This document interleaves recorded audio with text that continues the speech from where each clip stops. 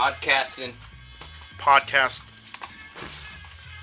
The average celebrity meets in 1 year 10 times the amount of people that the average person meets in his entire life. What do you think of that one? I've seen that documentary. Oh yeah, you know what documentary is? That's awesome. It's The Shining behind the scenes. Oh, perfect. Because that's the only documentary you can see Stanley Kubrick work. Oh really? His daughter shot it. Yeah, he's such a recluse. Christina Kubrick.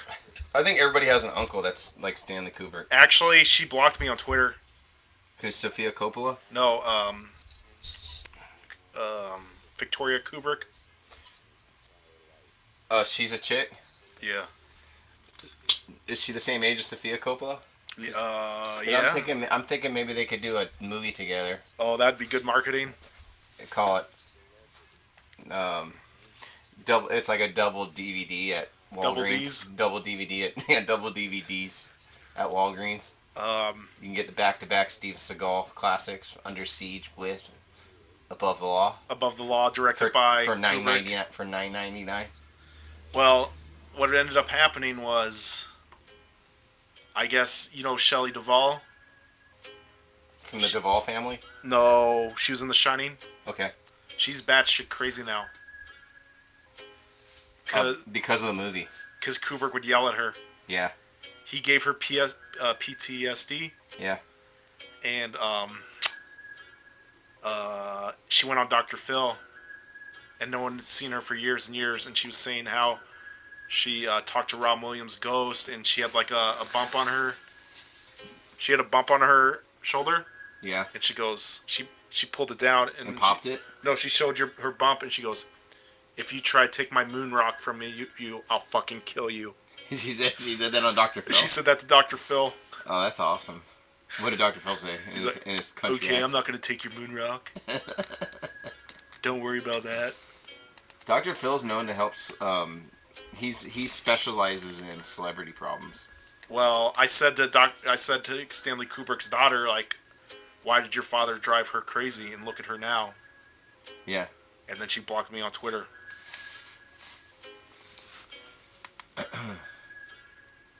I think there's something special, and she was a Scientologist too. Oh, she was? Yeah. Was Kubrick? No, they cut her off from the family. Because she went Scientology? Yep, near the end of Kubrick's life, he wouldn't talk to her. Well, you know what's sad when you think about it? You know who, so L. Ron Hubbard has quite a few people he tries to emulate.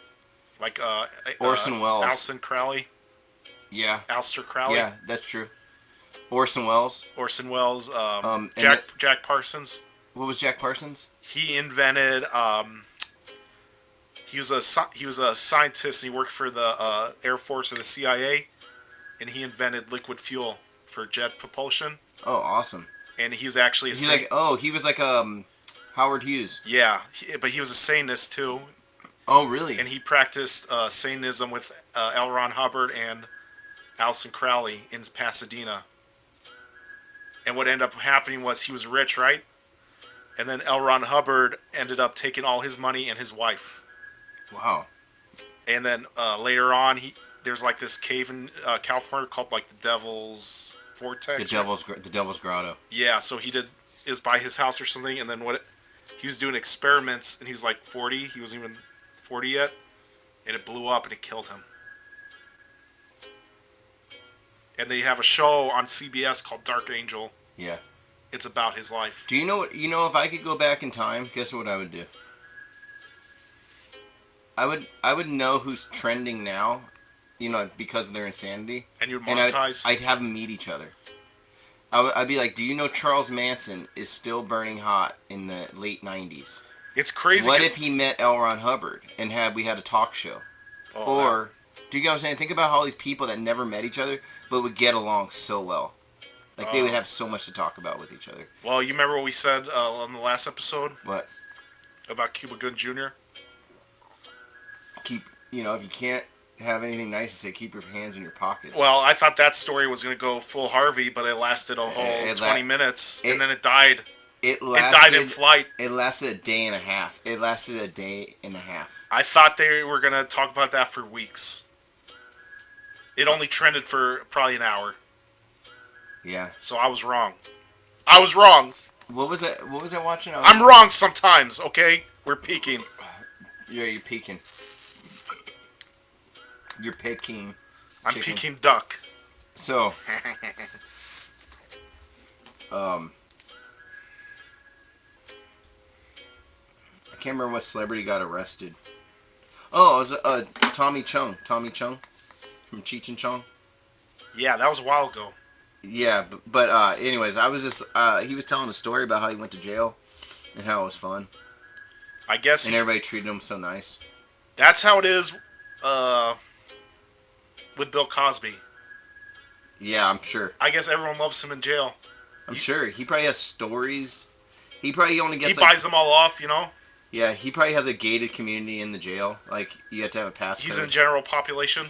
No, he's not in general population. He's in the gated community inside. He's like in the Bel Air of the prison. So he's getting mad respect in prison? What jail did he go to? I don't know. I bet you they got gated communities in jail. I wonder... Like there's like 3 doors. One's like low, like general population, like lower, like low income. Yeah. Or just bums, and then the one's like kind of upwardly mobile.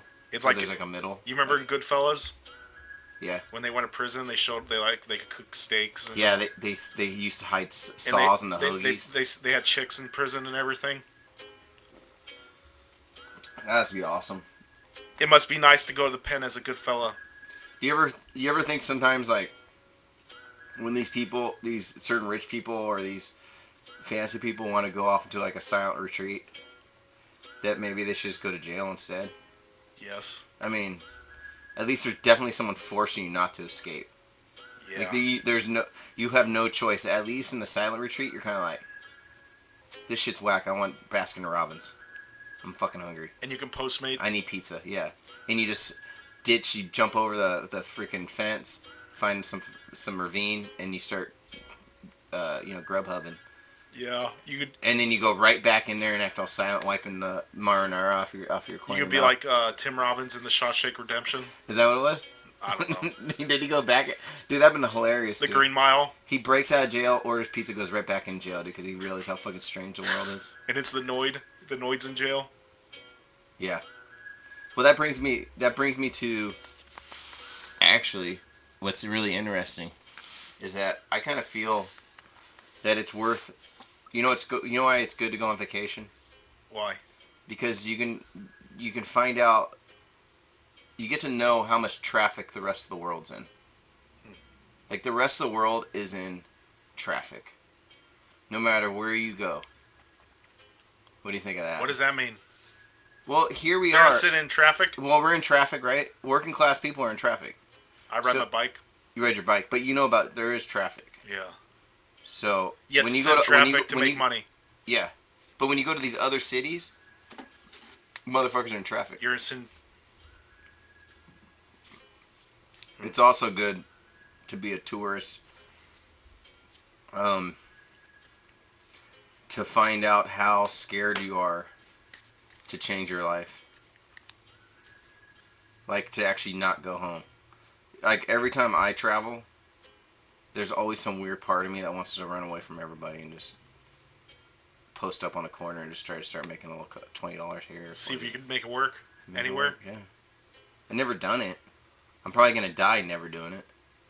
But I congratulate everybody who's tried it. I think you'd do good. Yeah, I could figure it out. I mean, I would... You'd probably do good in L.A. Or, yeah, I could... Well, I mean, I think... I'd never done it. But I would go into some place and say, do you need any help or anything? I can help clean the dishes. I just need like $40 to get back on my feet. And you need to make money. And I would look them clear in the face and they'd say, like, dude, this dude is not on any drugs. This dude... his brain's not fried. And they'd be like, okay, well, damn, man, serious? Well, what happened? Say I just need 2 months of pay stubs so I can get an apartment. Yeah. And they're like, dude, what happened? You're like, I'm going to be honest with you. It's not that crazy. I went on vacation with my family. And I just felt like not going back with them and not telling them where I'm going. So I just walked away. We were at the aquarium looking at some fish. My whole family was looking at some fish. I said, I'm going to go to the bathroom. And I just don't come back. Shoot. And it had nothing to do with anger. Do you think that's ever happened before? Yeah, all the time. Did you remember that David Chappelle thing about black dads? I was saying, I'm going to go get a pack of cigarettes. And they never come back. You never heard that one? Whatever.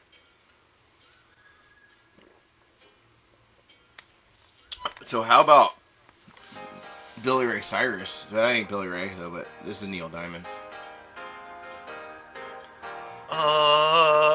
Hot August nights and the moon is right, and you wanna get into a fight. This might be some Billy Joel shit. Yeah, they're all the same. Billy Joel's and Billy Goats. And Randy Newman's.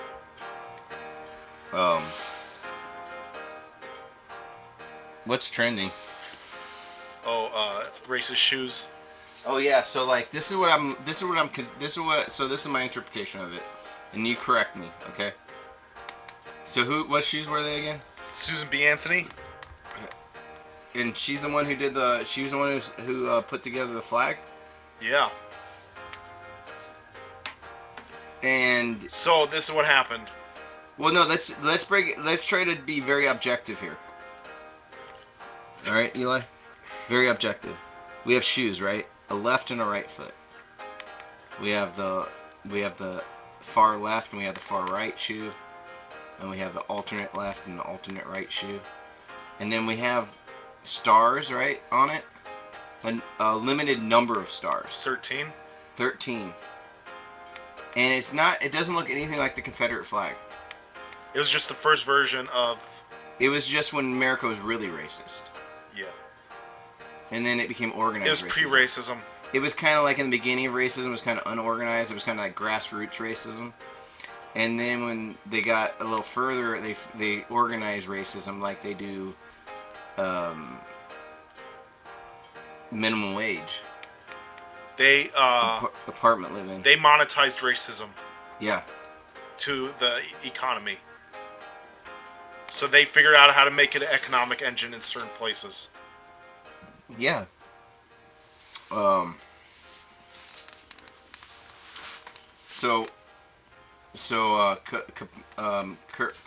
Kirkpatrick. Cacklepack. Kaepernick. Kaepernick. He said. Isn't that Irish? Sounds like it. Anyways. Mick Kaepernick. Kackernack. Then it would be like kind of commercial. Crackernack. If you put a Mick in front of it, it'd be commercialism. McCrackernack. McCrappernack. So yeah, he doesn't like it, right? So everyone was happy with it, right? They didn't care. And then Kackernack, he just says it's racist, and suddenly it's a big deal. Yeah. And now you can buy it for $2,500 on eBay. They're as popular as Yeezys now. Oh shit, is that what happened? They limited edition? They stopped making them. But so there's a limited edition, like 500 out there? They cut them off. How many are out there?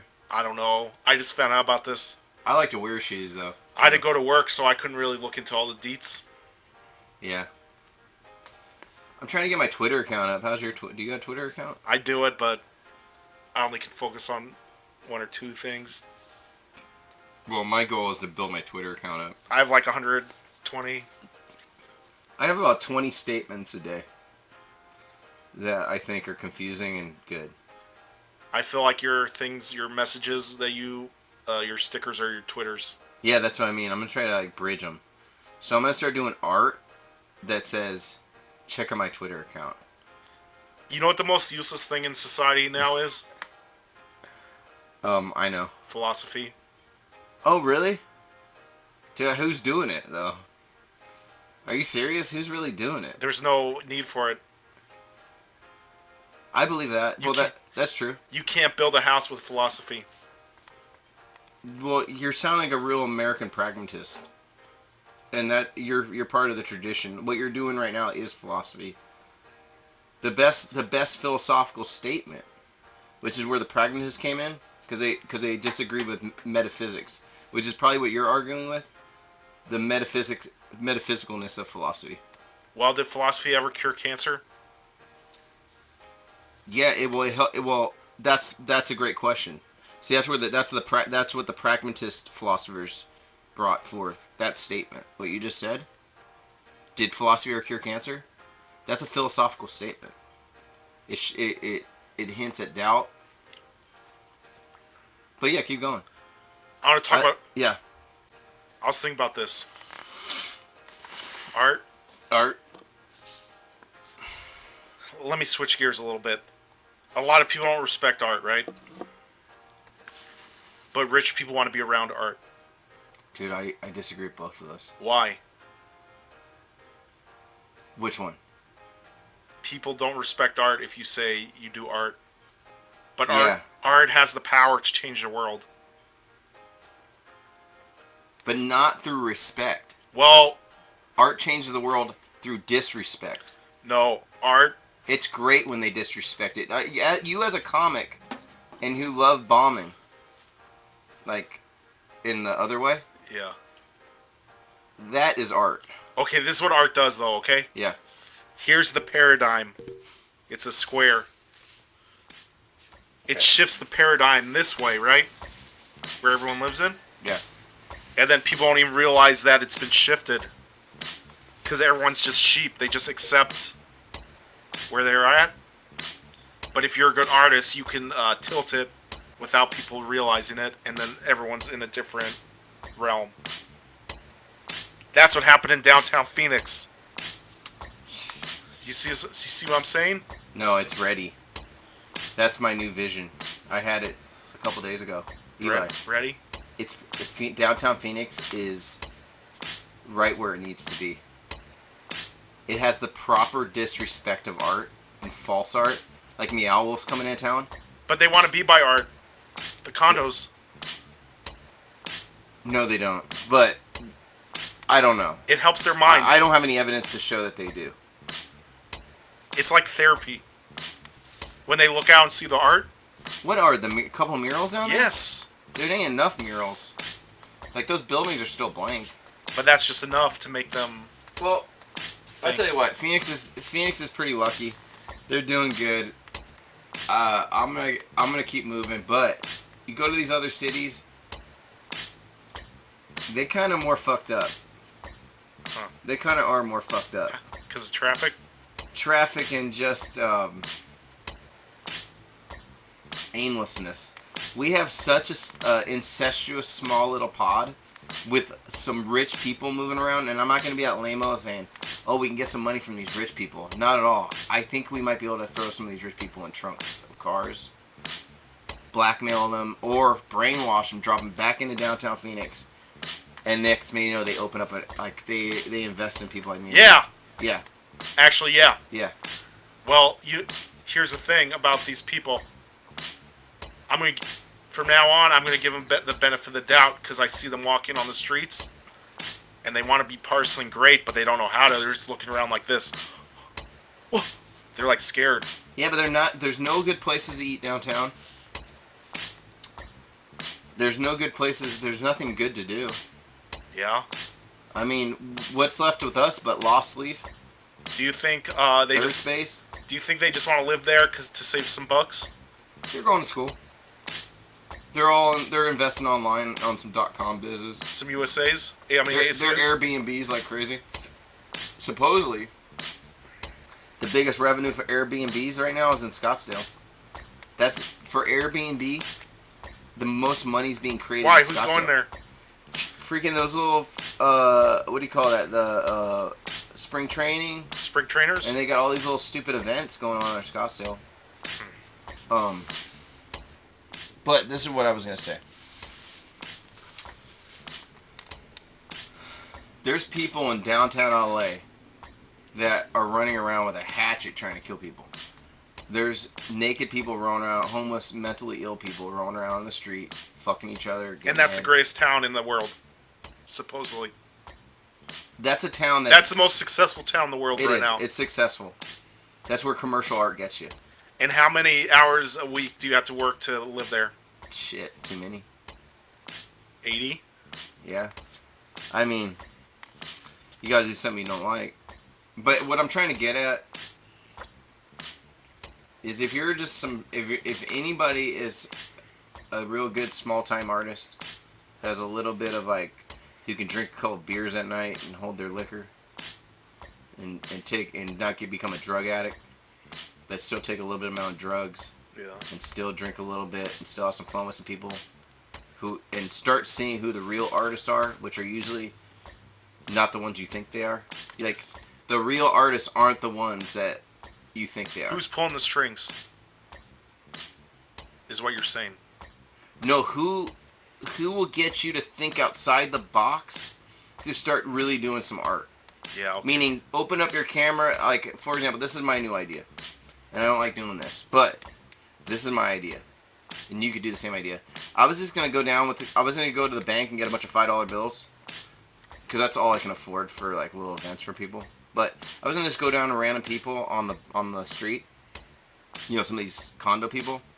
And I was going to say, hey, do you think I'm not going to ask them I'm not going to do it for money first, but if they look down, I was like, dude, I got $5. I'll give you $5 to do it. Is that good enough? I mean, to do what? This is what it is. I tell them, I just want to film you talking to the camera, and this is what I want you to say. Before you go on the camera, this is what I need you to do. I want you to remember meeting anybody. Just think about anybody you know. Meeting them for the first time. And then they go, okay, I got one. Right? I go, perfect. So whoever that person is, I want you to say it's Abe Zuka. Okay? And so they look in the camera and they're like, the first time I met Abe Zuka was at Olive Garden. He delivered me my bread, my little butter rolls.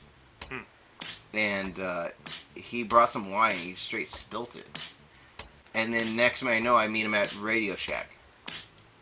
And then that's how I knew about this guy. He took me down the rabbit hole. He took me down the rabbit hole. So, like, can you imagine going to each person and you have, like, 30 videos of these great artsy shots, these great framed-in shots where this person's looking at the camera all kind of uncomfortable, semi-comfortable, explaining something that never existed.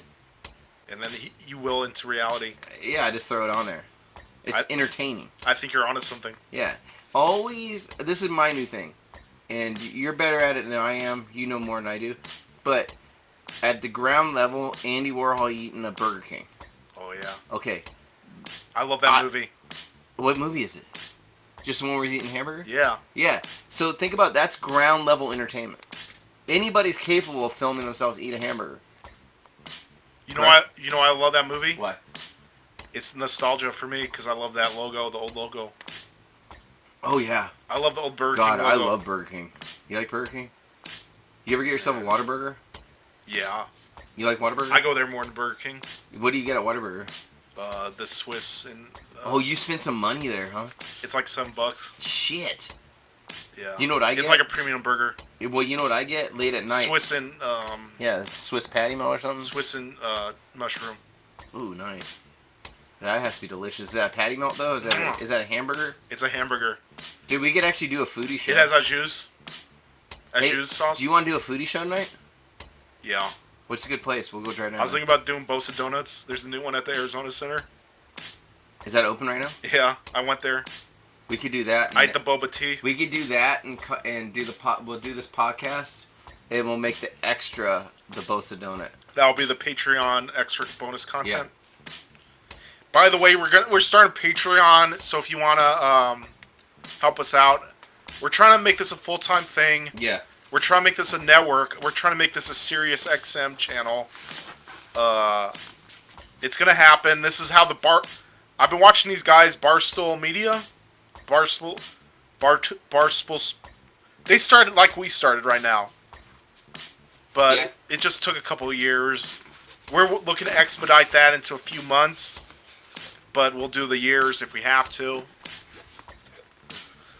Anyways, I digress. So yeah, we're gonna go to Bosa Donuts. How far is that? Arizona Center? Yeah. That's right. They close at 10. Okay, we can go hit that spot up. You gotta work in the morning? Yeah, at 10. Dude, I just had some hard-boiled. That's enough. I just had some hard-boiled eggs. I'm burping up like some fucking foul-ass hard-boiled eggs right now. Well, that's power food.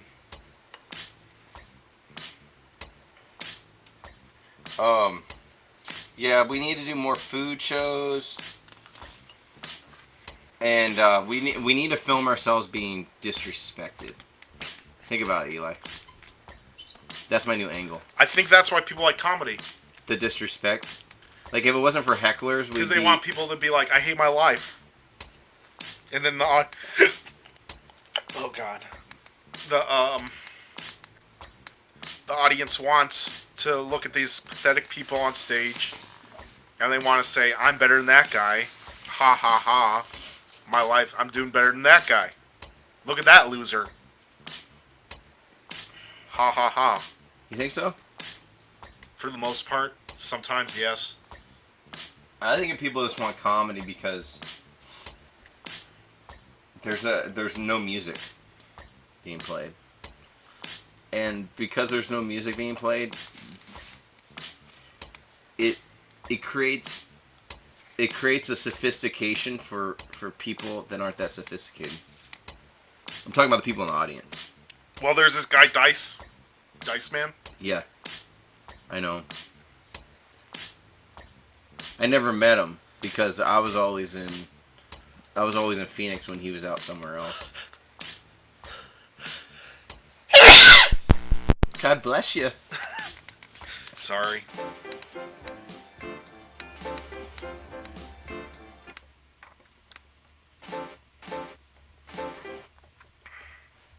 So yeah, I just got back from Hawaii. Can't say. Dang, that threw me off. That sneeze threw me off. What do you get at Whataburgers? Do I get the Whataburger, the cheapest one, and I give them $4 bill at like 2 in the morning. I just give them my $4 bill. I tell them mayonnaise. Period. Whatever I can pronounce that late at night. So like I don't go to Berto's. And get this, when I get that Whataburger over there on 7th Street McDowell. Yeah, that's why. By the time I'm at 24th Street McDowell in my car, yeah. I'm already finished with it. I get out of my car. I did this quite a few times. Like I got too big of a habit.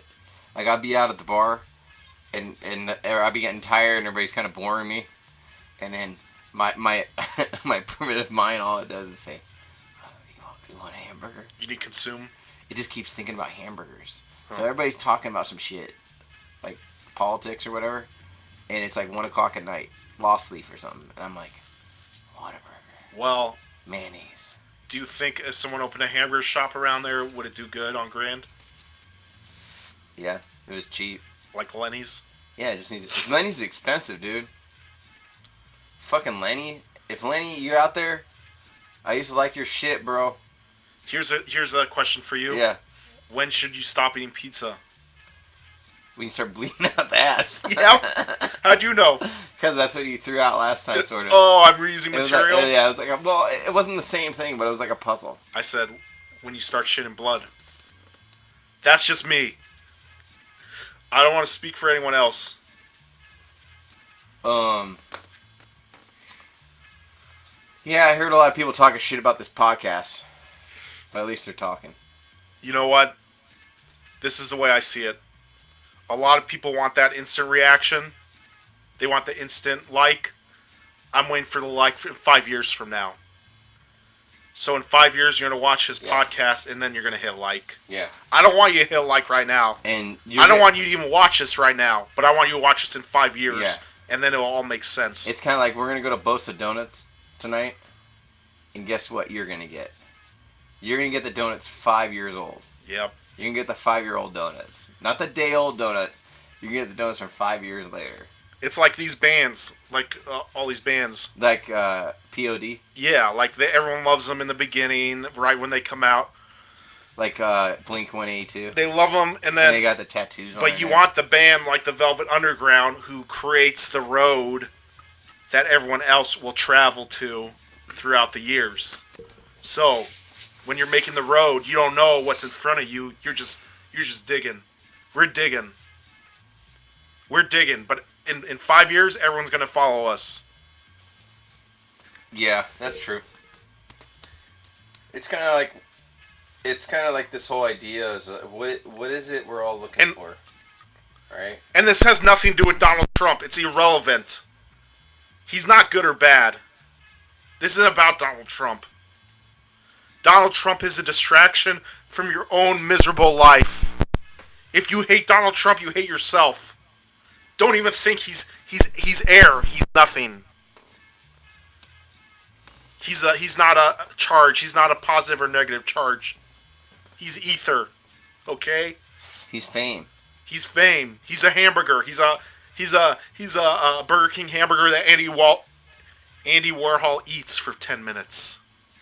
And then you watch 10 years later, and then you it's art, okay? Donald Trump.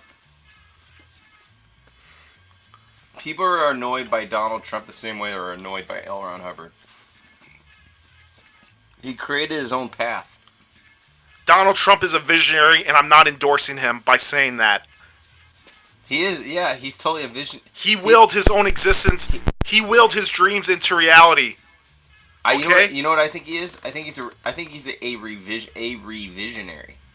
He's a revisionary. I'm not endorsing him, okay? So don't take this clip out of context. Hey, Eli. I'm just saying what it is, okay? Eli, real quick. One of our fans just texted in right now. They wanted some advice. They said 4 years ago, I became friends with a coworker, and things took off too fast. Within a couple of months, I became pregnant. Oh, God. We were thrown together without really ever even knowing each other because deep down we wanted a family and decided to stick it out. Well, it's been a hell of a ride. I ended up having to leave because neither of us wanted to be happy. Or was happy. And it wasn't the greatest environment to raise our daughter in.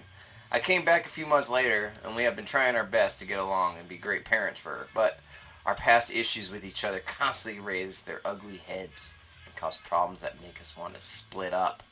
I have suggested individual and couples counseling, but he isn't into it.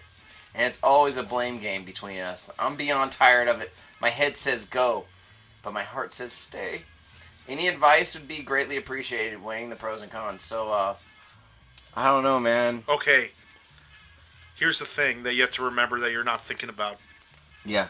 The most important thing in a relationship? No, why you're here is to live forever. And how do you live forever? You have kids.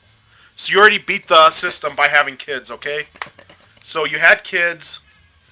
Most people can't do that. You won. Everything else is gravy. Now shut the fuck up. Oh, man. Oh, man. Just be happy you had a kid, okay? That's why you're here on life, to have kids, okay? Yeah. That's the only thing that matters. Have kids. Have as many as you can. Really? Okay? What if having kids, right? You like, Eli, you listening? What if you have so many kids, like you start putting them in closets under the bed, and they start growing like weird, like maggots, like in their teeth, like inbred, or like they get crusty butthole. You know, I get that. Weird rashes. Sorry. Yeah. No, I don't. But what as the kids start becoming like fungus, and you start hiding them in places? They come out into the light. You send them to public school. They act like animals. They bark at the teacher. They don't even know English yet. That's for the teacher to worry about. And then all of a sudden, everybody becomes prostitutes, and they start. That's why we pay them. They start doing dick pics and spreading eagle all over the internet. You know what someone said to me today? You should not be ashamed to pay for sex. I've never done it, but you shouldn't. You want to know why? Because you want to know what I think is amazing about it. It is efficient, and if you don't like efficiency, go fuck yourself. And that's pretty much what you're going to do if you're not. If you're not going to pay for sex, you're just going to end up fucking yourself. Well, I go by the Bible and mostly. What do they say in the Bible? The Bible said you shouldn't pay for sex. What should you do? Madame, would you take this dance? Would you like to dance? Is that what you're supposed to do? Actually, I have to look into that. Yeah. Go back into the scriptures. Does anyone know about the Bible and what it says if you should or should not pay for sex? Yeah, if you don't pay for sex, what should you do? Is it immoral? Should you wait till her brother's gone or her dad's gone? Because back in the day in the Bible, they were everybody's fucking each other. It was so incestual. It was a fucking mess. And none of the babies were malformed. Why do people look down upon paying for sex? Because they realize. You want to know why? Because people would go crazy. Same reason why people look down. Same reason why people hate rich people. Because they got laid? It's called efficiency. You're cut out the bullshit? It happens quicker, yeah. And the same reason why people look down on masturbators and perverts. What about... It's all the same. It's like, dude, they're so efficient. What the fuck's your problem? But let all these girls be lesbians and bisexuals and dance and do all their gay shit, and let these perverted, reclusive heterosexual males masturbate to webcammers. Yeah, whatever, man. Like, why are we trying to judge each other so much? So what? In public, they make you uncomfortable, right? Is that all it is? But you're not even going out in public anymore, so go fuck yourself. Well, maybe it's like a combustion engine.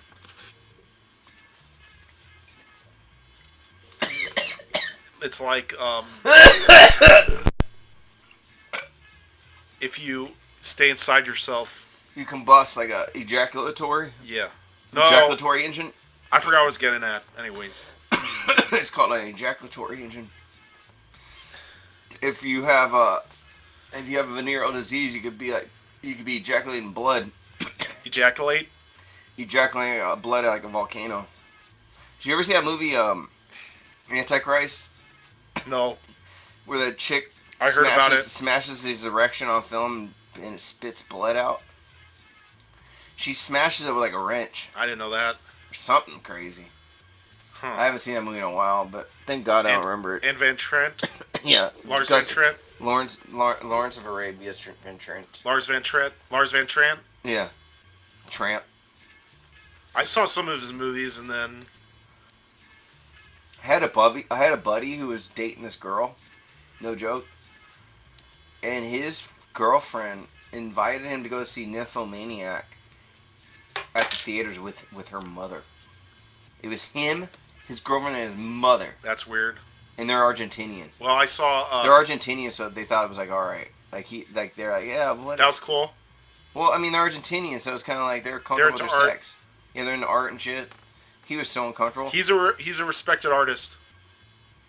It reminded me of the time when I went to go see Django Unchained in North Phoenix with a bunch of, there's tons of white people in the audience. And there was, some racist jokes, and I turn around, I see these white people with their faces, they're laughing, and they're like, ha, ha, God. And I look around, and I was like, man, they shouldn't be laughing. Yeah. There's too many white people in here getting together to laugh at a black joke. Well, did you ever see something about Married with Your Mom? No. I did. Who is it? Something About Mary. Oh, yeah. She put the come in her hair? Yeah. Yeah, I remember that part.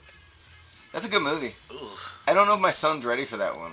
It sucks, man. It's such... I can watch anything with my kids. Is that like a sex ed movie? Like, to teach your kids about sex? You know what? I'm very uncomfortable watching sex stuff with my children. Obviously. But I'll watch all sorts of, if they're cutting heads off and making orifices that aren't vaginas or penises in their body, it's a slasher film. Well, I think kids can't think about that with their parents around because it's like... It's just not hit. No, it's like too much thinking. It's like you can't think about thinking about thinking. It short circuits the computer, you know?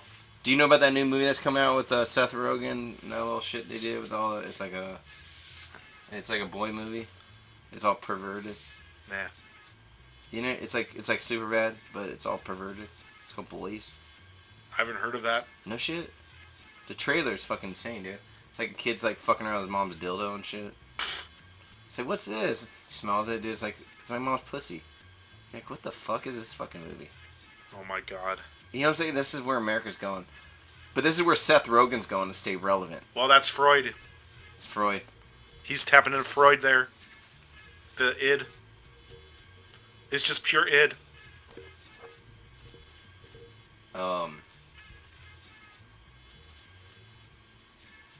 The idiots. Yeah, it's like whatever it is. It is, what is it? It is what it id. Meets it id what it id. 10 times the amount of people that the average person meets. So I think we're gonna go to Bosa. The average celebrity. What do you think? Okay. Meets in one I'll bring the Mevo. 10 times the amount. The Mevo's charged. We're gonna have average celebrity. What do you call it at the end of a movie? There's like a special feature or something. End credit scene. Yeah, it's like like extra. In the Marvel movies. We're doing an extra. It's Asterix. Yeah, we're gonna do an extra. An Extra-X. Kind of a foodie show again. Extra, extra. We're peaking. The average celebrity meets in 1 year. Oh, hot August nights when the moon is right, and I sing this song. Oh yeah.